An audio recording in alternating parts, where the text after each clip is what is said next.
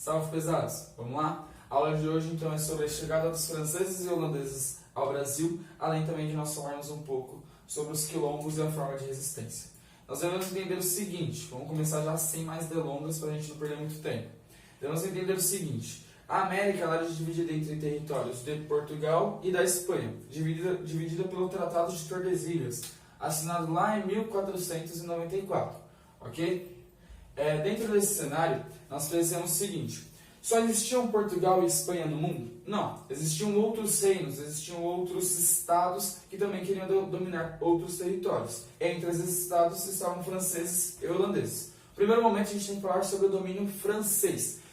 Atençãozinha nisso. Nós não vamos entrar muito a fundo no domínio de cada um deles. Vamos falar bem superficialmente para ser rápido para vocês pegarem os pontos mais importantes. O motivo pelo qual os franceses saíram da França e vieram para o Brasil.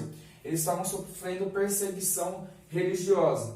Lá na França, eles eram muito... A maioria da população era calvinista. Entretanto, existia a religião oficial do país, que no caso era a religião católica. Então havia um confronto entre esses calvinistas e esses católicos. Então, por conta das perseguições religiosas, boa parte dos calvinistas fugiram da França e vieram para o Brasil. Mas o objetivo deles era somente fugir? Ou o motivo era somente fugir? Não, eles tinham também como objetivo a busca por riquezas. Eles queriam encontrar em terras americanas ouro. O objetivo principal era ouro. Mas encontram ouro aqui? Não. Tanto no Rio de Janeiro quanto no Maranhão, eles vão encontrar muitas especiarias e madeiras nobres. Mas o ouro que tanto eles procuravam, não encontraram.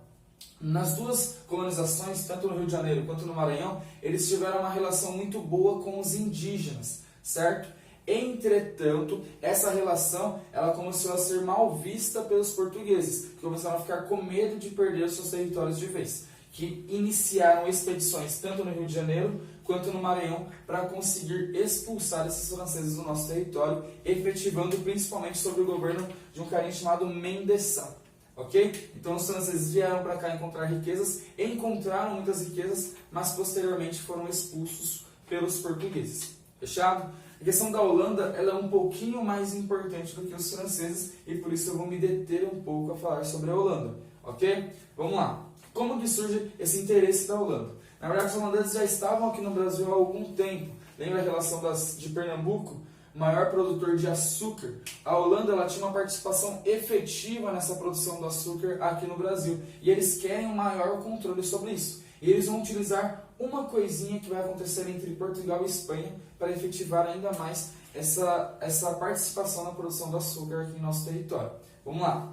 Acontece o seguinte, Portugal ele vai enfrentar os mouros ali na região do Marrocos. E o rei Sebastião de Aves, Dom Sebastião de Aves, vai nessa batalha. Infelizmente, ele é assassinado e não deixa herdeiros. Ele foi assassinado nessa batalha contra os muçulmanos no Marrocos com apenas 24 anos.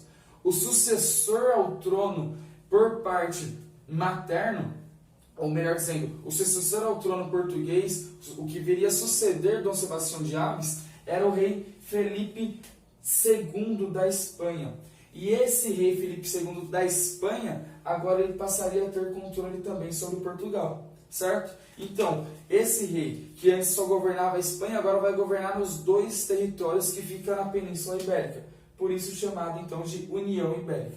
Esse rei Felipe II da Espanha agora unifica os dois territórios e passa a ser chamado de Felipe I. Agora pensem o seguinte, a Espanha ela não ficava só com esse território, e Portugal com o outro lado, onde fica o Brasil. Se os dois países estão juntos, há necessidade de divisão do Tratado de Tordesilhas? Não, é tudo de um mesmo dono, é tudo da União Ibérica. Mas os espanhóis tinham interesse nessas terras brasileiras? Não, os espanhóis já haviam encontrado muito ouro no seu lado americano, certo? Principalmente ali no território Inca, no território Azteca. Então, pegar madeira e especiaria no Brasil, para os espanhóis não era lucro nenhum. Então eles abandonam esse território brasileiro. Os holandeses que já estavam aqui no Pernambuco, trabalhando na produção do açúcar, se aproveitam disso. Eles criam a Companhia das Índias Ocidentais, que vai ser um órgão responsável por agora efetivar uma colonização uma colonização holandesa dentro do Brasil, aqui na capitania do Pernambuco. Ok? o problema disso?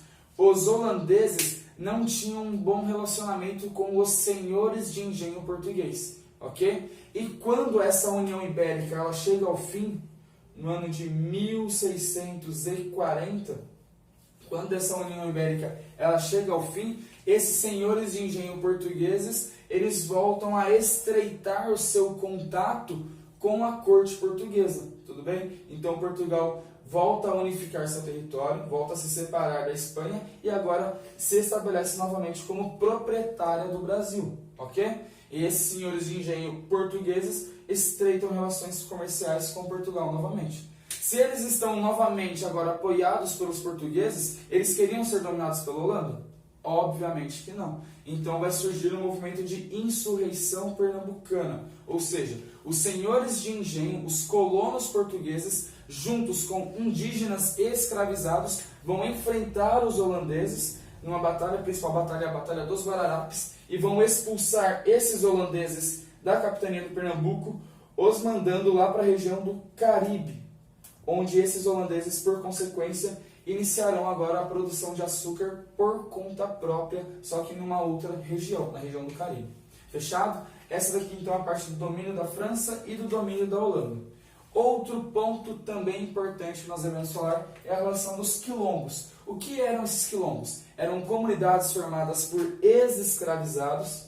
Então, ex-escravizados fugiam, ou melhor dizendo, os escravizados fugiam da mão dos colonos, fugiam dos engenhos, ok? E eles se juntavam, formando então uma comunidade. Essa comunidade era chamada de quilombo. Qual é o objetivo de fugir dos engenhos? Obviamente, para escapar dos maus tratos da exploração que eles sofriam lá dentro desses engenhos na produção do açúcar, ok? Então, esses escravizados, agora que fugiam desses engenhos, eles formavam esses quilombos para escapar dos maus tratos que sofriam lá dentro lá pelos colonos, dentro da produção do açúcar, ok? Principal quilombo que nós conhecemos, que sempre falamos sobre, é o quilombo dos Palmares. Por que ele é o principal? Porque ele foi o mais duradouro. Ele vai durar cerca de 90 anos, desde 1590 até 1580, 1590 até 1692. Vai dar praticamente um século, uns 110 anos aproximadamente de duração do quilombo dos Palmares.